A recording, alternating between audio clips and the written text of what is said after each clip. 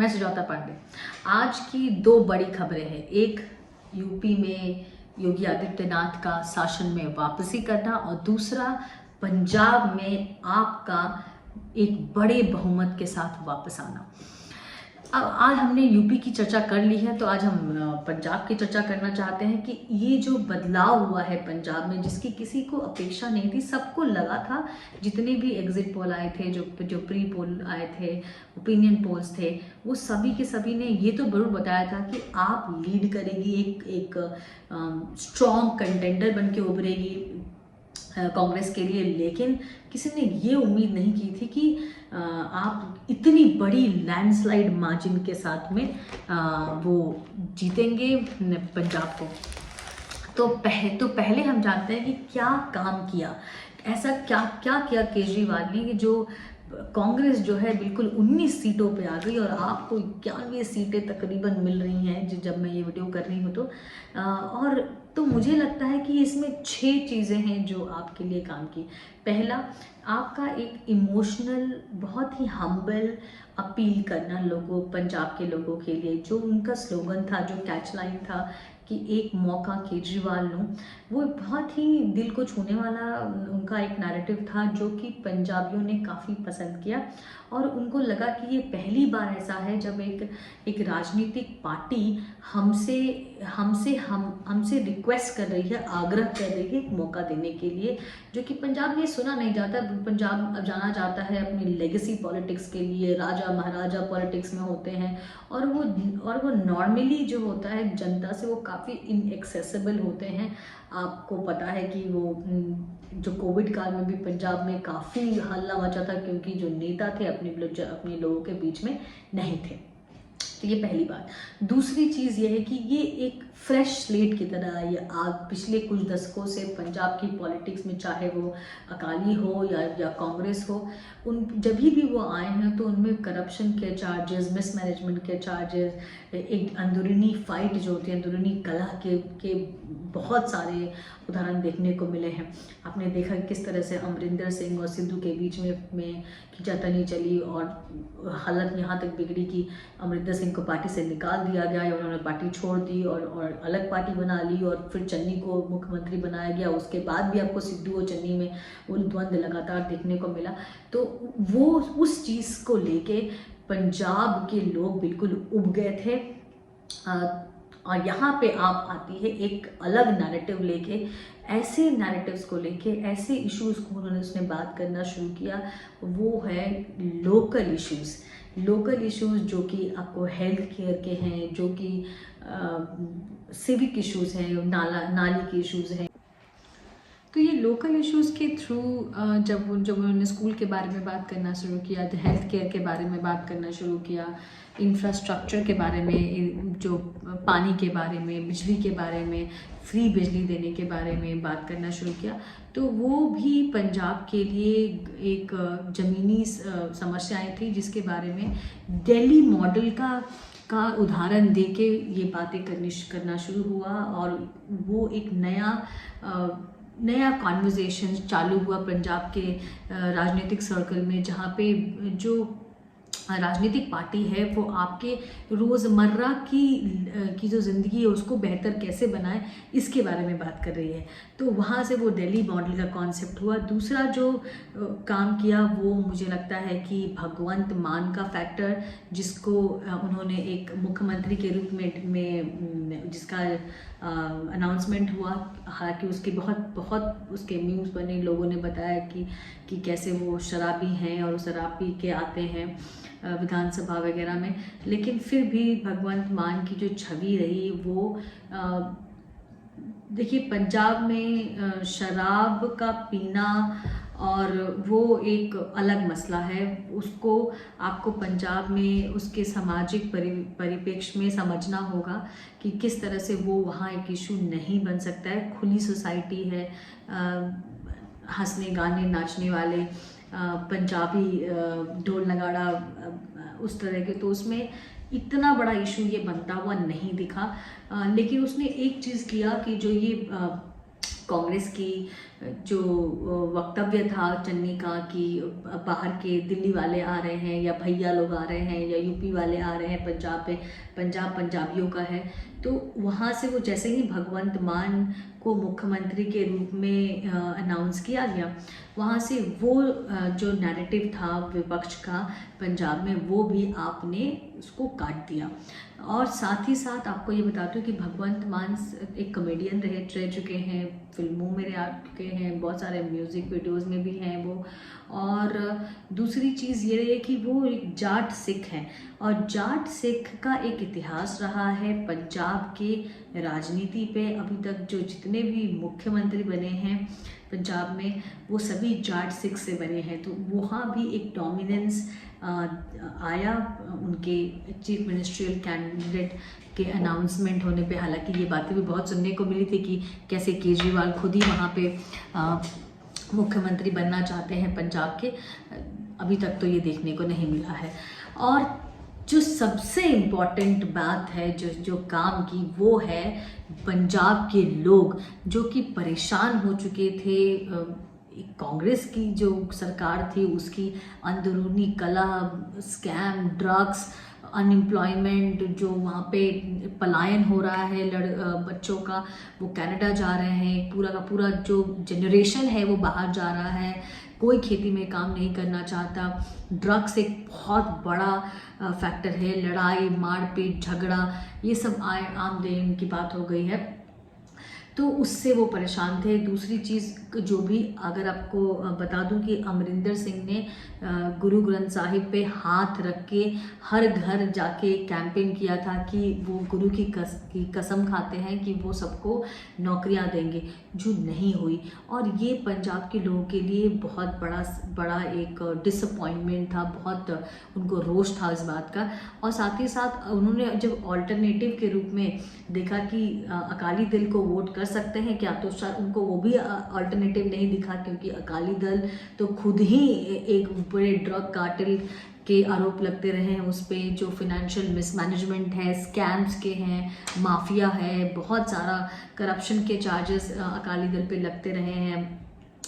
डेरा सच्चा सौदा के लिए भी उनको काफ़ी चीज़ों का सामना करना पड़ा, काफ़ी उसमें बातें हैं कि किस तरह से उसमें उनका हाथ था, अब इसमें कितनी सच्चाई है मुझे नहीं पता, लेकिन ये सारी चीज़ें पंजाब के अंदर चलती रहीं।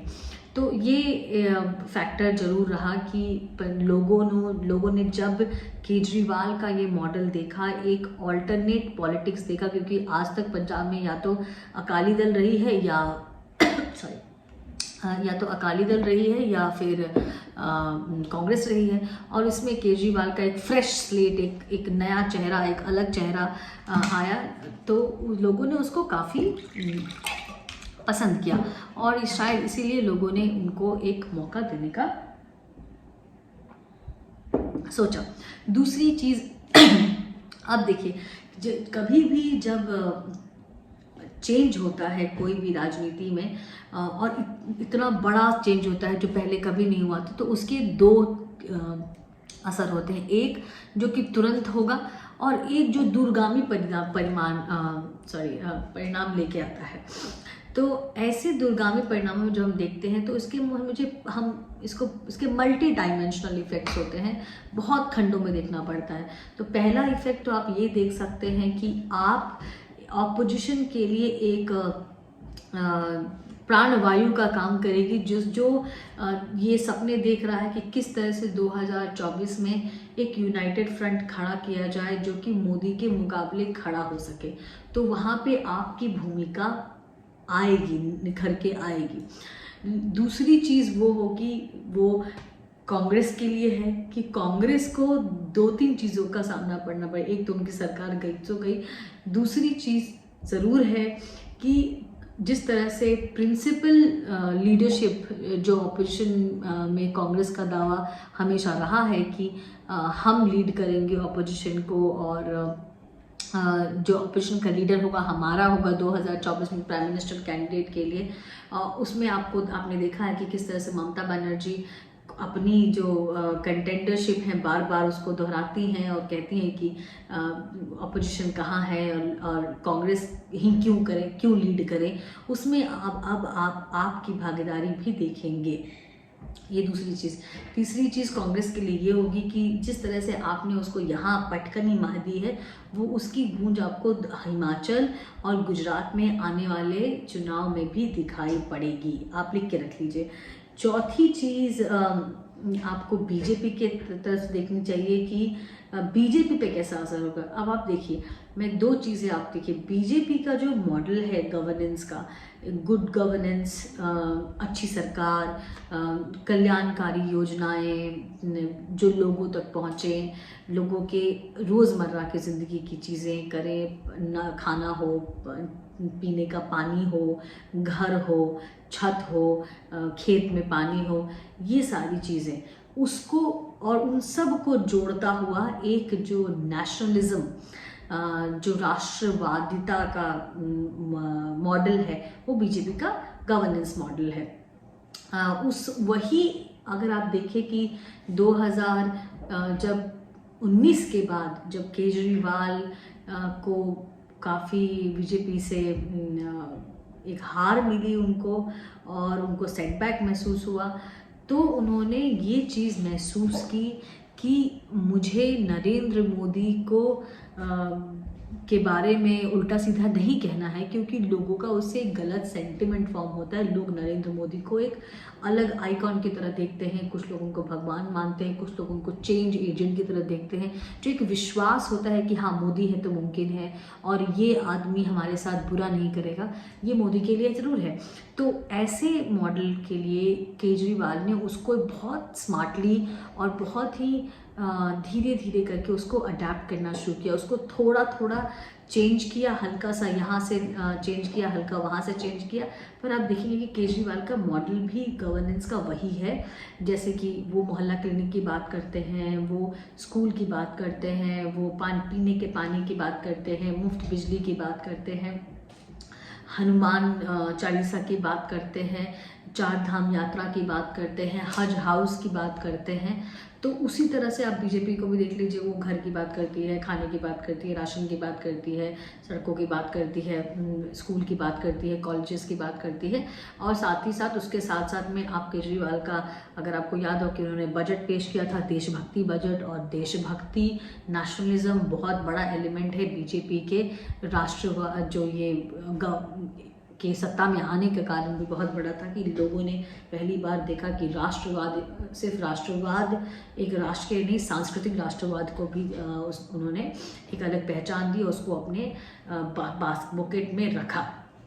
तो वही मॉडल केजरीवाल का भी है, लगभग समानांतर चीज़ें हैं वहाँ पे। तो वो भी आप देखेंगे कि कैसे वो कहते तो ये हैं कि वो कांग्रेस के कंटेंडर बनना चाहते हैं ऑपोजिशन में, लेकिन वो एक्चुअली टीम बी जिनको बोलते हैं बीजेपी का, वो एक्चुअली वही कर रहे हैं। आपने देखा उन्होंने प्रधानमंत्री की, अब आप उनको आलोचना करते हुए बहुत नहीं सुनेंगे, राम मंदिर के बारे में कुछ बोलते हुए नहीं सुनेंगे, उल्टा सीधा उल्टा वो उसकी यात्राएं करा रहे हैं। वो जय श्री राम तो नहीं कहते, लेकिन वो हनुमान चालीसा जरूर पढ़ते हैं। तो ये सारी चीज़ें हैं जो केजरीवाल को आप देखेंगे, और ये बीजेपी के लिए भी शायद एक चुनौती होगी, क्योंकि वो केजरीवाल बीजेपी को बीजेपी के हथियार से मात देने की कोशिश करते हैं। ये है अरविंद केजरीवाल का भी सपना है कि वो प्रधानमंत्री की कुर्सी पे बैठे। वो बैठेंगे कि नहीं बैठेंगे वो एक अलग बात है, लेकिन ये चीज़ें हैं। दूसरा जो मैं देखती हूँ कि वो इंडियन पॉलिटिक्स में एक नया चेंज आएगा। अब केजरीवाल के आतंकवादियों से क्या लिंक्स हैं, खालिस्तानियों से क्या लिंक्स हैं, ये तो अभी भी क्लियर नहीं है, क्योंकि सच्चाई तो यही है कि जब कुमार विश्वास ने उन पर आक्षेप लगाया, आरोप लगाया और उनको चुनौती दी एक डिबेट करने की नेशनल टीवी पे, और उसके प्रूफ भी लेके आए वो, केजरीवाल ने सिवाय मीडिया में वक्तव्य देने के और ट्विटर पे लिखने के अलावा और कुछ भी नहीं किया। अगर उनमें सच्चाई नहीं होती तो केजरीवाल क्यों पुलिस के पास नहीं गए, एफआईआर नहीं दर्ज कराई, मानहानि का जो दावा है वो कर सकते थे, वो क्यों नहीं किया। तो ये सारी बातें हैं, लेकिन हालांकि ये सब बातें समय बताएगा। राजनीति में कभी भी ना जो मुद्दे होते हैं वो गाड़े नहीं जाते हैं, वो उसको काबूतों में रखा जाता है, जब वो ज़रूरत होती है तो उसको निकालते हैं। तो ऐसा ही कुछ ये सारा दिख रहा है। और इंडियन पॉलिटिक्स में एक नई चेंज आया है, जहाँ पे एक पार्टी जो कॉमन लोगों को, आम लोगों को चांस देती है, आम लोगों के चेहरे पे लड़ती है। तो ये एक अनसुनी बात है इंडियन पॉलिटिक्स में। अमूमन तो ऐसा नहीं होता है, या तो नेता का बेटा नेता होता है, या फिर जो लोग होते हैं वो नीचे कार्यकर्ता बनते हैं, या उस तरह से आते हैं। केजरीवाल का मॉडल थोड़ा अलग है। तो ये भी एक चेंज आपको देखने को मिलेगा आपके पॉलिटिक्स में। लेकिन इससे बड़ा जो चेंज मैं जो देख रही हूँ वो ये है कि बीजेपी के लिए गुजरात के इलेक्शंस के लिए एक खतरे की घंटी हो सकती है, क्योंकि पंजाब में जैसे ही इनको ये जीत मिली है, ये उनके गुजरात के कैडर जो है उसको वो बहुत एनर्जाइज करेगा। वहाँ पे एक नई ऊर्जा का संचार करेगा, एक नया विश्वास का संचार होगा। और ये तब और महत्वपूर्ण हो जाता है जबकि केजरीवाल वहाँ पे म्यूनसिपैलिटी के इलेक्शंस में जीत चुके हैं पटेलों के समर्थन से।